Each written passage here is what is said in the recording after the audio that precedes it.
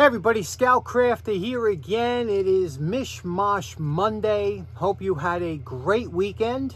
I know I did. Very enjoyable weekend this weekend. A couple things to talk about. First off, I wanted to make a quick announcement. This Thursday, the 23rd of February, we will be having our Long Island tool meet at the Frank Brush Barn. I'll put a link in the description if anybody happens to be in the area. And that is Thursday. Normally it's on a Wednesday, but for some reason it's going to be Thursday. It's from 6 p.m. to 8 p.m. But you know, everything's by 6 o'clock. If you're not there, you're late. So if you happen to be in the area in Long Island and you want to stop by, we'd love to see you there. Next up, one thing I want to talk about, we're going to do a couple show and tell today. A couple maybe get to a tool cleanup. I've been working furiously on my my entry for the challenge. We have a challenge going on for the to build a car or a vehicle. Doesn't have to be a car, any kind of vehicle out of a piece of construction lumber, 2x4, a 2x4 that's 12 inches long. That's all. Just take a 12-inch long piece of 2x4, make a car out of it. Just a challenge to get some of you in the shop.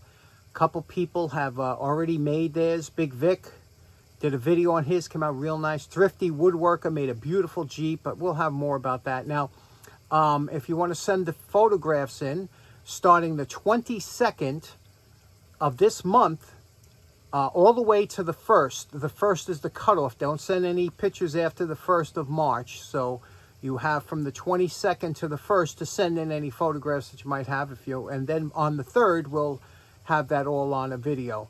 I'll have my where to send it in the description, my email address, and you could just send it there. And make sure in the heading you just put car entry. That's it, so I know. Don't go into the junk. And with that, we've got a couple things, like I said, to talk about today, so let's get right to it. By the way, you still have plenty of time to enter the challenge. All you need is a block of wood, just a piece of construction lumber, 2x4 by 12 inches, and then design any kind of car. You can use any kind of wheels you want. You just use these kind of toy wheels. You can anything you want. You could use washers, anything. Just something to get you down the shop and get you thinking of design. My buddy Reggie made a beautiful car that we'll be showing in the upcoming video. So there's all different styles and types you can make, and it just gets your imagination flowing. Okay, for today's project, you remember I picked these up at last time we were at Jacktown for the winter show. Patrick, the enabler, said, look at those, I think you want those. And now what these are these are a pair of Utica, and you can see the 3 diamonds here. And again, everything is filthy dirty, right? But they were pretty solid. But what made me like these or be attracted to these is they're different than most of the ones I usually do. As far as, if you notice here, the cutters, usually these are just squared across, just cut straight across. Here they're scalloped. So this looks like a earlier design or something. You don't usually see these. I like this design with these cutters. They really do work well. No chips in the cutters. Had a beautiful compound bend with the knurling on there, the grip knurls. And although this one was bent, at first I said, was that like that? Was that? But it wasn't. It's apparent that somebody stuck this in something. Now, here's the challenges when you're doing a pair of pliers like this. And I bought this specifically to be a challenge, something I thought you might enjoy seeing restored. First of all, you can see the condition it's in. It's I know it looks, look at the jaws, right? Look at the jaws here, and look at the jaw on the side here. See that? Now you say, well, you know, they don't, but believe it or not, they're not worn like you would think. So the challenge here is to bend this piece back to this shape here. Now, you can't just put it in a vise or something, because you have that embellishment on here that you will put creases in there, you know, if you try and just bend it back. So you have to make some kind of form. And usually I don't use heat when I'm rebending something, but a little bit of heat might help just in this area, just not where it's red hot, but just to bend it back, not enough to make this soft that you lose any of that. So that's going to be the challenge. First, let's go through our wire brush and see, because I know this says something there over on the other side of here. I just can't make it out. So let's wire brush it and get back.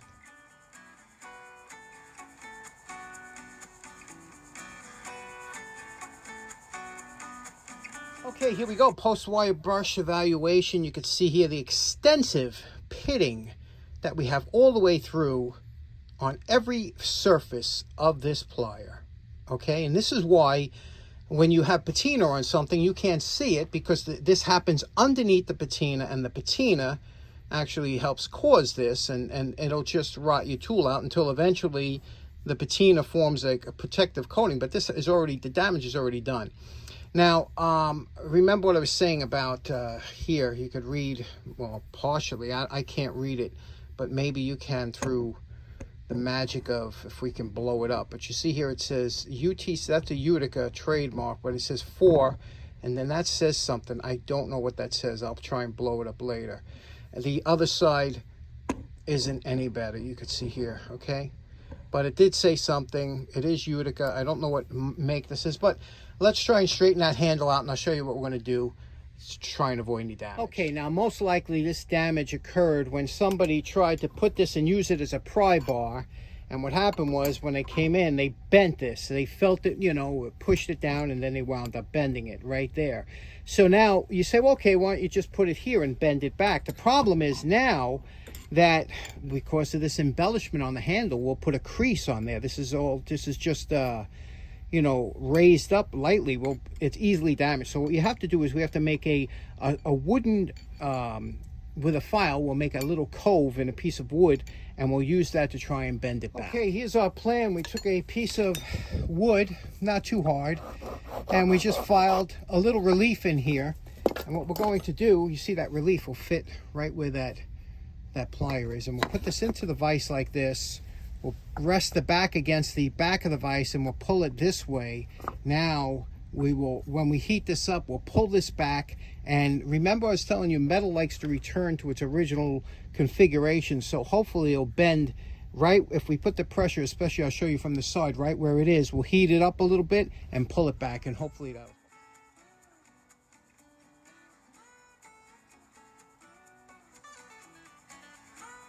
Okay, we have it bent back somewhat close. I mean, it's almost good enough for government work, right? But you know what's funny? When you hold it in your hand, you could feel, you know, we got it out here. You have to hold it away and look at it. The bends aren't exact, but once something is bent, unless you have a jig or something to bend it around, it's a little more difficult. But now we'll take it and clean it up, get this back into a user pair, and let's do that.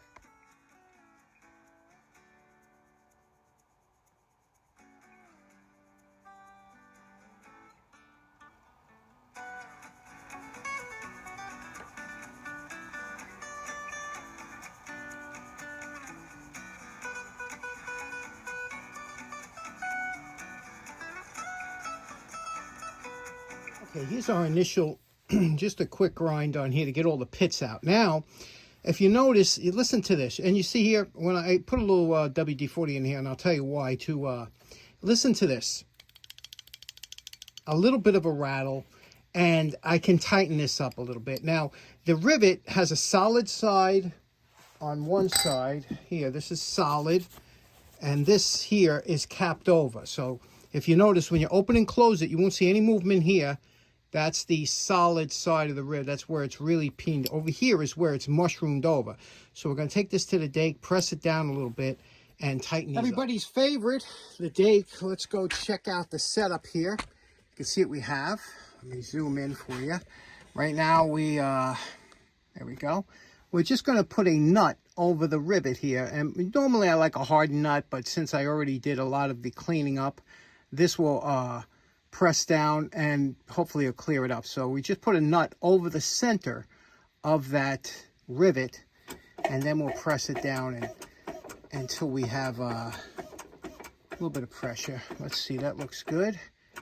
Okay, now again, we're not trying to straighten anything out. You see already some fluid coming out of the joint. That means we're getting some pressure. Now we're up to, now let me show you where we're up to as far as pressure goes. You can see here we're up to, can you see that? That's 3 tons right there. Okay, now what you're going to do is, before, you can always go more later, so just take it out now and we'll check it out and see if that did anything. Okay, now you can see the impression that nut made. Remember, you don't want to press down in the center of the rivet, because you're just fighting yourself. You just want to press on the outside. That's why we use the nut. And look at what a nice job. Now, it's a little stiff opening up at this point, but listen, no rattle whatsoever. So that is a perfect fix for this kind of repair. Now what we're going to do is we're going to finish cleaning up. Normally I do that first, so this way when you do your initial grind, you get rid of any indication that you press down, but let's finish cleaning these up.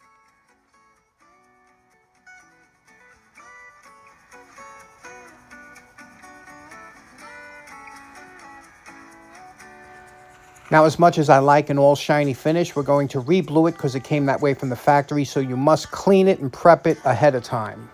Okay, next up, while the bluing is setting up on those pliers, I want to talk a little bit about, my buddy Abe and I had a chat on Instagram tonight. We were talking a little bit about flashlights, and I was telling him about this one flashlight. See this flashlight here? This one here is one of my favorites. This is the one I carry on my walks at night. It uses one AA battery, which is always a nice when you can get a simple battery, right? Just a simple battery that's easy to change in the field. And I bought these for my Scouts. I bought every one of my Scouts one of these, and the simple reason is in the cold weather when the batteries start to weaken, because, you know, unless you get lithium, I would tell the Scouts, carry one battery in your pocket, one in the flashlight. If through the evening or something your battery starts to get, you know, weak or dim or something, just swap them out. 1, 2, 3, right? This is very simple as far as it's a one button off and on. Has focus, right? We like the focus, and that's it. It's basically it. Now, if you want to go through a menu, you hold this down. That'll give you a dim, and this will give you a flash. That's it. So it's just, you just tap it again. But if I go off and on, it'll take me back to my last, whatever it was, the last one I had. So that's what I like. Simple. Keep it simple, right? KISS. However, I don't know if you ever seen one of these before. They were trying, when in the military, any kind of company always tries to make lights for the military because they can charge them a fortune, you know. And this is an expensive flashlight, but I don't know if you ever seen one of these. It's made by Streamlight, and what it is, you can see here. This one here is, here we go. It's called a Sidewinder, okay? Now, these things aren't cheap, but it's made in USA, Pennsylvania. Let me show you how this works. Now, to operate this flashlight, there's a push button here. When you push it once, it'll take you to the lowest setting on your light, okay? If you want it brighter, you just hold it down. I'm going to push the button, and you see it'll go high and higher until it gets all the way up, until it's full high. Then it'll work its way back down again. So you can control the brightness just by holding the button, okay? Ridiculous. It's ridiculous, you know. Again, they should have a setting. It's just, you know, if you're hitting it, and especially in a combat situation, you need extra light, you're going to be, you know, I don't even have to tell you about that, right? So now, let's shut that off. Now, if you turn this like this, click like that, now you're on a different mode. Now we're on, this is a red light. You see, it gives you a red light, and it's pretty bright. I'll have to tell you, it's, you know, it's pretty good. And red light is meant for saving your night vision, reading maps, things like that. If you turn it, and it's just off and on like that. If you turn it the other way, like this, it gives you a blue light. Blue light is meant to do any kind of blood trail or something like that. And it also shows up certain things on maps. Now, the last thing is that center one right there. If you put that up in the middle, like this, that's center one. And you can't see, that's infrared. Now, I'm going to put a picture in here because you can't see it with the video camera, but it'll show up on my photos. You'll see a picture, but that's what that red light looks like. Right now, to you and I, it don't look like it's on. And that's the problem. A lot of these things people would, you know, kill their batteries because they had it on infrared and they didn't know it. See, that's, again, bad design, right? Let me just show you one interesting thing I thought about this. When you screw off the cap to replace the batteries, use 2 AA batteries. You screw this cap off like this. It has a wire, a cable, so you don't lose the cover, which is good, right? And it takes 2, again, simple batteries. Now, you see that little plus over there? That's where you put the plus, has to come up on this side. On this side, the plus is down there, so you put the plus like that. The cover goes on either way, but it'll screw on like this, and there you go. And then you're back in business. So what do you think of this light? Okay, getting back to today's project, you know my favorite part. Remember what these pliers looked like before we started. I'm calling this project done. You could see here what we did.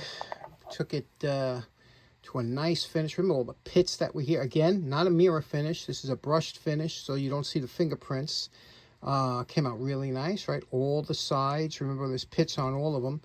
And the tip, everything matches up now. The cutters all cleaned up. The handle, we blued it, and then you can see here we still have to put some oil and left the embellishments clear, and it looks nice, right? It's a classic pair of pliers. Let me tell you something though. There must be a dozen pinch points on this plier. Maybe that's why they stopped making them, because every time I was holding these pliers, I was getting pinched. So maybe that's why they don't offer that anymore. The cutters, all these cutters always work well. You can see here, this is the Chinese wire off a Chinese food container, which is usually pretty hard. That's 1, 2, 3, and 4. You can see, so they always, these usually cut always very nice. And there we go. We tightened up the rivet. No rattle. Nice pair of pliers. Back in service. Thought you'd like to see them done. There we go. Another Patrick, you need these deal. Okay, so in closing, another 3 hours spent on a stupid pair of pliers, right? Anyway, they only cost about $2, so they look nice now. Just a quick reminder about Thursday the 23rd, if you're in the area, for the Frank Brush Barn. I'll have a video on that on Friday for the tool meet. And also, if you're interested, remember, get those cards done starting the 22nd. You could start sending in photos to my email address and on that challenge. And thanks so much for tuning in. I'll see you again on Wednesday. Take care now. Bye-bye.